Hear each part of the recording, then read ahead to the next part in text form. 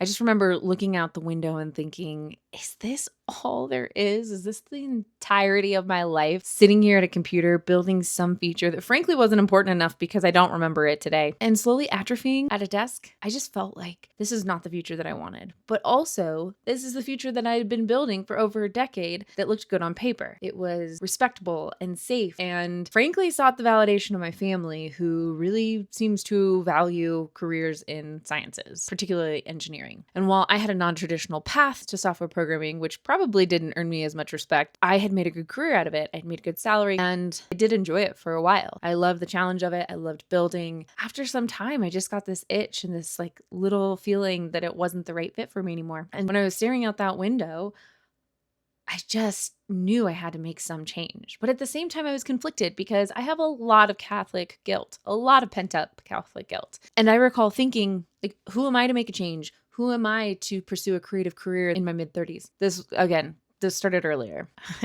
And wasn't successful. This is not a success story. This is a messy middle story. Who am I to pivot again, or who am I to want more? I had already built something stable with a good salary. I thought I was in my dream role leading the back-end engineering team at a startup with a former CEO, and I just wasn't happy. And not that happiness is the end all be all. Like, I understand that, but I just wanted something more. I wanted something different. But I felt so much guilt in wanting that, and so much guilt in thinking that I deserved it. And so I made a change.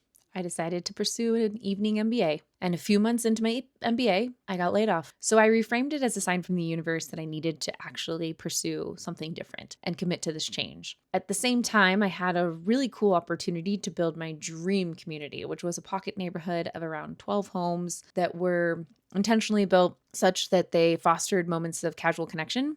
And tiny housing just isn't really being built in Colorado. I started taking real estate classes and working for a real estate strategy consultancy to learn more about coding and zoning and the process.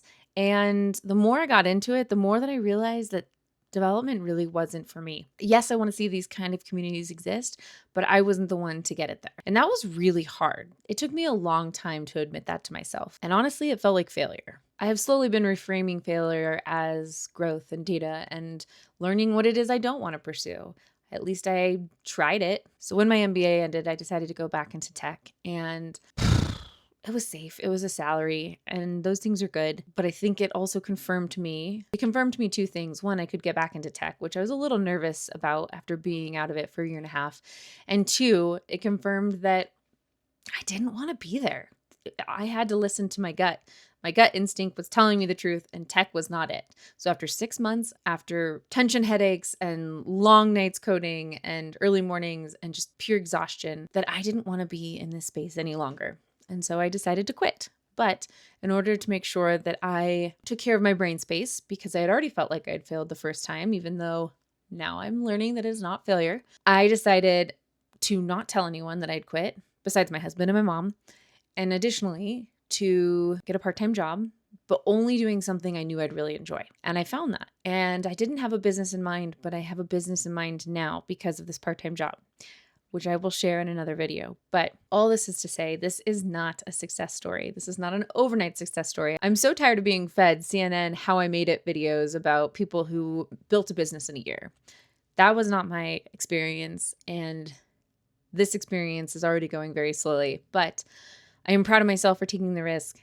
I know that in my gut that this is the right thing to do. And part of this YouTube channel is putting myself out there in a really uncomfortable way, sharing my story that is not the, happy ending yet, but is just all the messiness in between. So in this channel, you'll see projects around our property, on the barn, the ADU project that we did, the yard project that we have almost completed, and all of it in between, and growing a business as well. So I'd like to stay busy. So if you are also going through the messy middle, you are not alone. I am with you there, our girlfriend, figuring it out all in real time. So this is not a success story yet. It is the beginning of becoming more honest with myself. And thank you for being along for the ride.